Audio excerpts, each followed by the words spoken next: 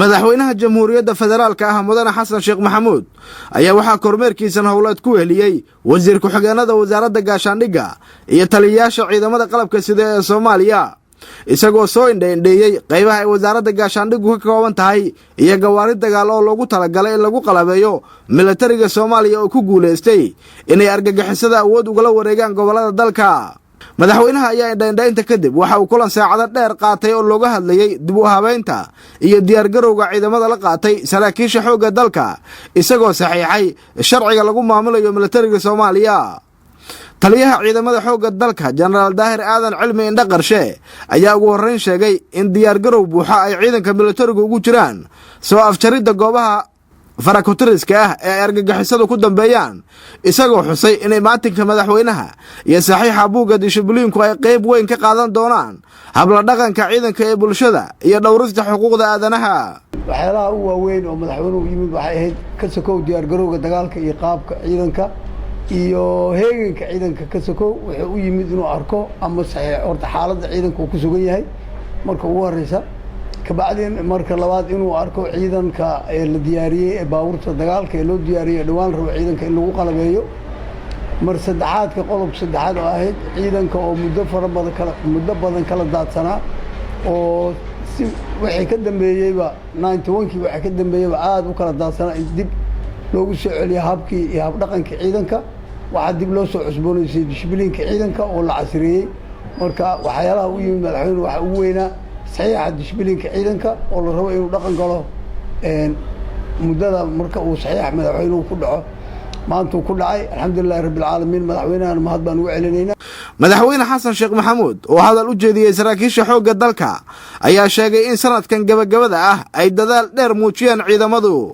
waddo dheeraan soo marnay oo raggaani kulligiin aad waaye arag u tihiin oon u soo marnay dib u soo noolaynta ciidanka qalabka sida guud ahaan gaar ahaan ciidanka xoogga dalka Soomaaliyeed duruufaha dhibka badanna oo aad u badanna waan soo marnay haddana weli kuwa dhib badanaan weli ku sii jirnaa laakiin waxaan isleenahay amaan hadda waxoogaa maskaxdeenna ay qaabaysan tahay oo waddadii aan dhibka aan uga bixi lahayn armaan waxoogaa isku qaabaynay aad iyo aad ayaan ugu faraxsanahay aniga runtii raallina kaga ahay waxa la soo qabtay wax badan waa noo dhiman yihiin wax badan weli waa naga kala dhiman yihiin laakiin runtii muddadii koobneed oo khaasatan sanadka 2013 isii dhammaanaya hawsha la soo qabtay hawl runtii aad iyo aad u weyn oo baaxad leh ididiilo leh bilow fiican awaay. madaxweynaha ayaa si qoto dheer uga hadlay habla dhaqanka bulshada ee ciidamada iyo sida ay muhiim u tahay maadaama ay kooxaha dagaalka lagula jiro ku dhuumaalaysanayaan bulshada dhexdeeda isla markaana ay muhiim tahay in muwaadinka wanaagsan iyo qasoodayaasha aan la simin. marka dagaalka wuxuu soo gaaray meeshii annaga noo gaarka ahayd marka meeshii nala kaalmayn karay oo caalamkuna kaalmayn karay inta badan wuu ka yimiday wuuna ka imaan doonaa mar dhow ka dhammaan doonaa yacni muhiimadda ay leedahay caalamka noo soo gurmadaahay mar dhow way yaraan doontaa laanna dagaalkii wuxuu galay fays iyo meel aanay wax badan naga kaalmayn karin caalamka qalab hub maxaan ku idhahdaa taakulayn kara waana la siin karaa laakiin xaafadda dukaanka ee dacaasho horteeda dhallinyarada cawadii ku fiidsata labada ku jirta ee shabaabka ah caalamku nagama soo kaalmayn karo nagamana soo saari karo waxa u baahan inay soo saaraan ay ka soo dhex bixiyaan ayagoon labada kale la fadhidee wanaagsan aan dhibin eeg afara meel fadhido labaa shabaab ah labana waa ka daacad ma oga labadan ay la fadhiyaan inay shabaabka yihiin waa la kaftamaan waa la cayaaraan banoonigay la cayaaraan habeenkii la waxaysmaan saqda dhexe markii la kala tagay ka leexdaan xagga ka baxaan waa kaa shaqadaas ay haystaan waajibka nasaar muxuu yahay labadan aan shabaabka aan ahayn shaqo aan ku lahayn ee ciyaalka xaafadda ah annagoo aan dhibin niyaddooda aan jibin aanay naga cabsan naga cararin labadii kale inaan helno wax laga rabo ma sahlana hawl sahlan maaha laakiin waxa asalka waxay tahay inaan saas u fahamsannahay haddaan qaam waraam zanjabiil wa turaab isla xaaq xaafadan afar shabaabaa lagu sheegay dumi ayada kala dir waxa haddii la yidhaahdo waa un